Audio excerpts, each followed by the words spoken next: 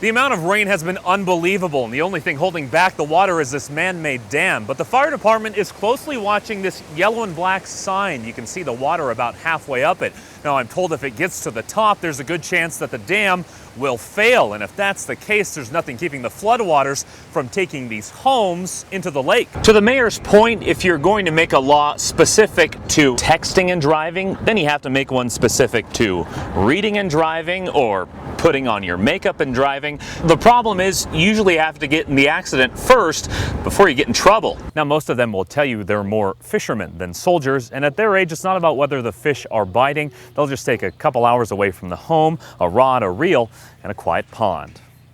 On Sunday, we talked to them in the congregation hall. Monday, a short press conference in the lobby. Now, signs that used to read "Media, please ring the doorbell" say no entrance. Now, for those of us waiting in the parking lot, we do have water and donuts now, but now it's more food than answers. About 60 cars and trucks have been put to the test at this site alone in Nampa in just the last 2 days, but still Canyon County officials say they've been getting many calls about whether Systec International, the company managing the emissions tests, is a legitimate business. These hazardous trees were marked with orange spray paint and an R for removal to let those taking the trees out know which ones to cut. Now, what the vandals did was do that same thing to 106 other trees in the park, like this perfectly healthy one. I'm told this spray paint might be visible in another 10 years, and the only option is to paint over that. So for the price of a textbook, I'm all decked out in my Bronco gear, and let's face it, students, you didn't need that textbook anyway. Teachers, that was a joke. They've had enough, but enough of what? Well, Fox 12's Matt Loveless was in downtown Boise, where some picketers were making sure their voices were heard, but you might be surprised at what they were saying. Matt, what a great story. Yeah, Mike, it feels like we start so many of these stories with a rally at City Hall or a rally on the State House steps. But if you happen to take a stroll down Capitol Street this weekend, you might have thought, here we go again. But this was not just another protest. What do we want? They're fed up. When do we want it? And they're not going to take it anymore. I've been here since noon or so, and it's gotten bigger and bigger. We have the right to assembly in this country. We have the right to say whatever we want. It's probably about public school funding, right? No. Nope. Then it's got to be about the war. No, not that one either. It's a protest, protesting protest. You heard right. These people have had it with people who've had it. I think there's too many protests going on right now that are about nothing, and everything's good. Okay, by me. Words you usually won't hear with so much conviction, especially with the recession or the Idaho legislature going on. But the simple message from this group is, lighten up, people. Things might be bad, but they could be a whole lot worse. Nothing! Whenever! I think it's just a break from it all, you know?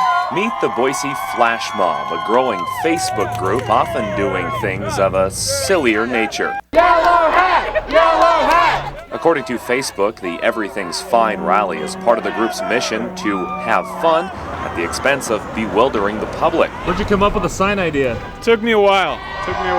And I think we got the message loud and clear. What do you want? Nothing. When do we want it? Whenever. After more than 6 decades in business, they'll no longer be able to fix your grandma's stove. Fox 12's Matt Loveless takes us to the repair shop in Nampa, where specializing in antiques never got old. Matt. Right, Adam, the city of Nampa is saying goodbye to Yellen Appliance, where the owners, who are brothers, decided after 61 years to hang it up. Hello, this is Yellen Appliance. For 6 decades, there was nothing that was too old to fix. That's one of your early toasters. We had to make parts, springs, coils, stuff that you couldn't get anymore. Even a refrigerator spewing out sulfur. We use the World War II gas mask. Frank and Larry Yellen are closing their Nampa repair shop, the same one their dad and his brother started in 1949. I always assumed that anything that was made could be repaired or fixed somehow. I guess we fix most things. In 61 years, they watched refrigerators go from using ice blocks to gasoline to computer chips.